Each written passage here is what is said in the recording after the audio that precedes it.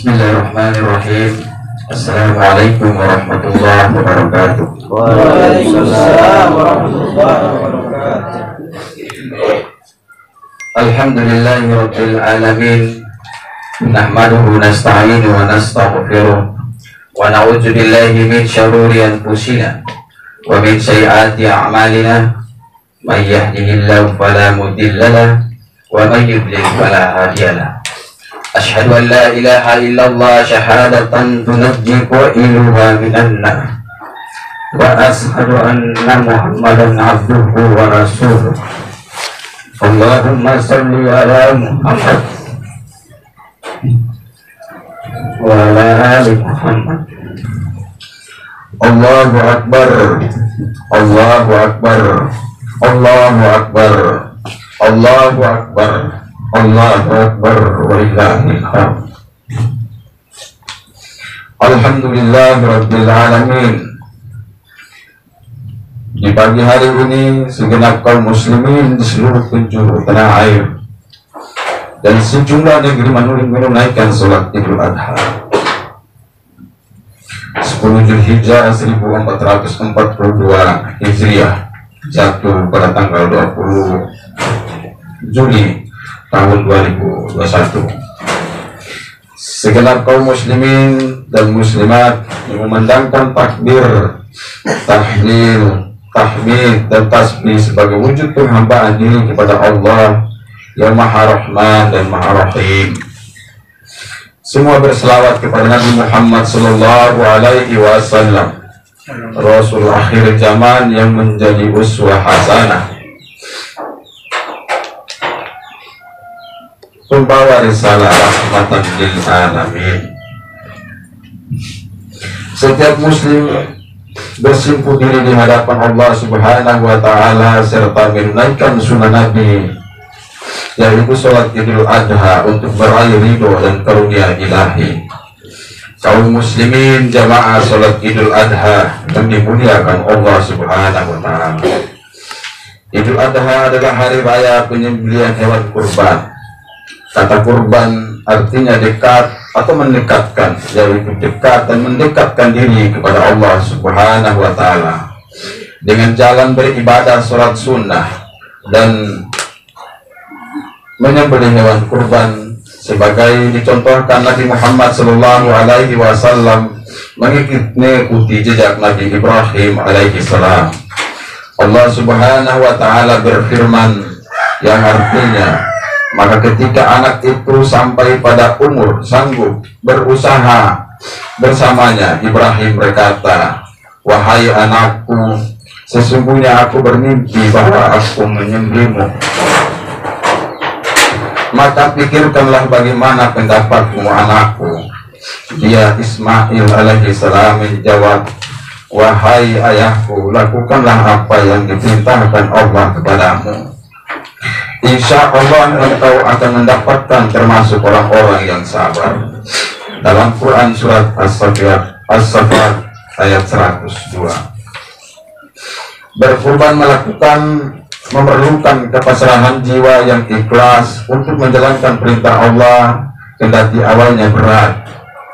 Secara lahiriah setiap yang berkurban menyembelih hewan kurban dan membagikan kepada sesama, tetapi sejatinya yang bersangkutan berkurban kepada Allah Subhanahu wa taala dengan berani mengorbankan sesuai yang dimilikinya untuk sesuatu yang lebih utama, yakni semakin mendekatkan diri kepada Allah Subhanahu wa taala sekaligus berbuat kebajikan yang luhur atau ihsan kepada sesama.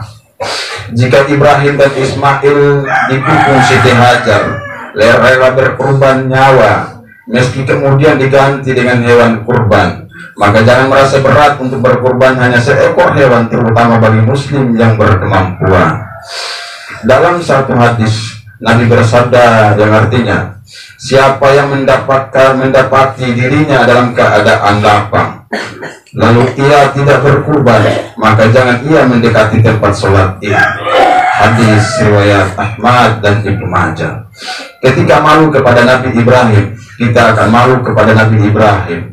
Nabi Ismail dan Siti Hajar yang rela mengorbankan jiwa demi menunaikan perintah Allah, meski akhirnya kurban jiwa diganti dengan hewan. Namun ketiganya teruji keimanan. Bagi kita kaum muslimin yang berkemampuan, apalah arti seekor hewan bila dibandingkan dengan jiwa? Maka mari kita tunaikan ibadah kurban hewan dengan sepenuh keikhlasan, meski hidup di masa pandemi terasa sangat berat.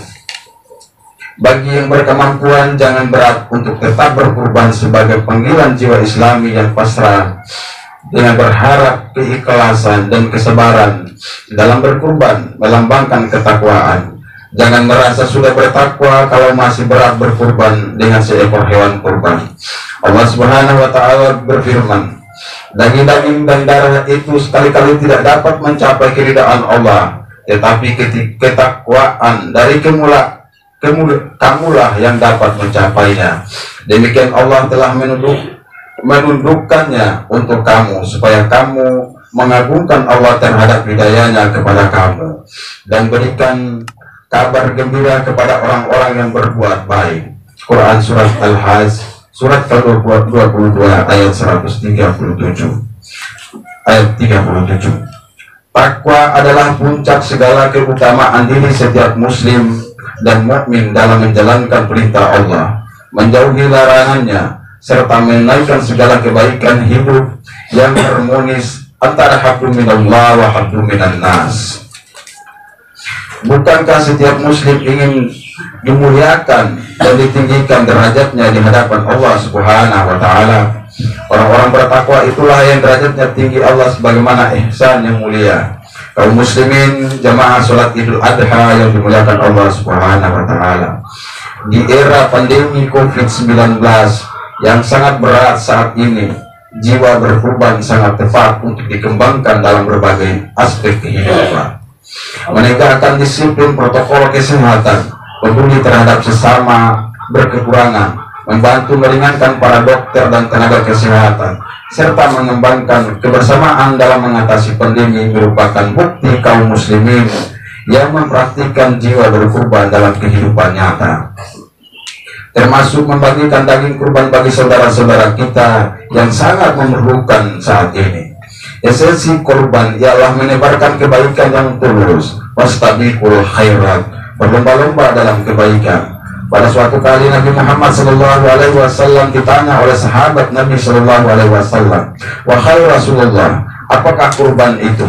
Rasulullah menjawab, kurban ialah sunnah bapak kamu, yaitu Nabi Ibrahim alaihissalam. Mereka bertanya, apakah keutamaan yang kami akan peroleh dengan berkurban itu? Rasulullah menjawab, siapapun, setiap satu helai rambutnya adalah satu kebaikan yang ia kurbankan. Mereka bertanya lagi, kalau bulu-bulunya? Rasulullah menjawab, setiap satu helai bulunya juga satu kebaikan. Hadis riwayat Ahmad dan Ibnu Majah. Mari kita wujudkan jiwa berkurban dalam segala aspek kehidupan, lebih-lebih di masa pandemi yang banyak orang mengalami penderitaan jiwa, kesehatan, ekonomi, dan lain-lain. Satu sama lain harus memiliki jiwa peduli sebagai beramal kebajikan lebih-lebih untuk orang-orang yang membutuhkannya. Jangan egois merasa diri tidak terkena COVID, kemudian bersikap sombong dan tidak disiplin mengikuti protokol kesehatan, serta mencerca mereka yang disiplin dan taat aturan dengan tudingan penakut dan sejenisnya. Padahal agama mengajarkan kesesamaan sebagai bagian daripada takwa dan ikhtiar yang mengatasi musibah. Kembangkan solidaritas sosial, memupuk persaudaraan, toleransi, perdamaian, dan kebersamaan yang tulus sebagai sesama anak bangsa. Wujudkan secara luas kebiasaan gemar menolong sebagai rezeki, melapangkan jalan orang yang kesulitan, mengataskan mereka yang lemah, membela orang-orang yang dizolimi, suka meminta dan memberi maaf, mengedepankan kepentingan orang banyak, dan berbagi kebaikan sosial yang utama. Sesuai kebaikan itu cermin dari ihsan yang diajarkan oleh Allah Subhanahu wa Ta'ala. Sebagaimana firman Allah Subhanahu wa Ta'ala, sesungguhnya Allah menyuruh kamu berlaku adil dan berbuat kebajikan, memberi bantuan kepada kerabat, dan Dia melarang melakukan perbuatan keji, kemungkaran, dan permusuhan. Dia memberi pengajaran kepadamu agar kamu dapat mengambil pelajaran. Quran Surat An-Nahl ayat 90. Setiap muslim harus memberi kebaikan bagi anak sesama dan kekurangan secara melintasi tanpa diskriminasi. Bangun kebersamaan dengan sesama secara ihsan dan bermanfaat. Berbagi wujud sebagai wujud berkorban bagi kepentingan sesama. Setiap muslim sebaliknya menghindarkan diri dari segala bentuk egoisme, seperti bertindak semaunya sendiri, tidak mengikuti protokol kesehatan karena merasa diri aman dan berbuat dan merugikan pihak yang lain. Jauhi sikap berlebihan dan tamak yang membuat kerusakan muka bumi, memumpuk kekayaan dengan merusak alam dan merugikan masyarakat, monopoli oligarki, korupsi, dan menyalahgunakan kekuasaan. Pasca Idul Adha, setiap muslim perlu menyebarluaskan praktik ta'awun dan ukhuwah atau solidaritas sosial sebagai budaya dan praktik sosial untuk membela kaum lemah, menyadarkan kaum kaya agar mau berbagi dan menebar serba kebaikan dengan sesama yang bersifat militansi. Kaum muslimin jamaah Idul Adha yang dimuliakan oleh Allah Subhanahu wa taala. Di akhir khutbah ini, mari kita bermunajat kepada Allah Subhanahu wa taala agar pasca Idul Adha kita kaum muslimin makin menjadi insan yang soleh, yang mau berkorban dalam menunaikan kebajikan dan ketakwaan. Seraya dengan itu, selaku kaum muslimin, kaum beriman harus berani menjauhi yang buruk dan mungkar agar kehidupan dilimpahi berkah Allah. Hidup di dunia ini sejatinya fana, yang harus diisi dengan iman, ilmu, dan amal soleh yang membawa keselamatan di akhirat kelak nanti yang abadi. Jadikan kehidupan ini penuh arti dengan fondasi iman, Islam, dan takwa yang menggapai kebahagiaan di dunia akhirat dengan meraih surga Jannatul Na'im dalam rengkuhan ridha dan karunia Allah Subhanahu wa taala. Mari kita berdoa kepada Allah Subhanahu wa taala.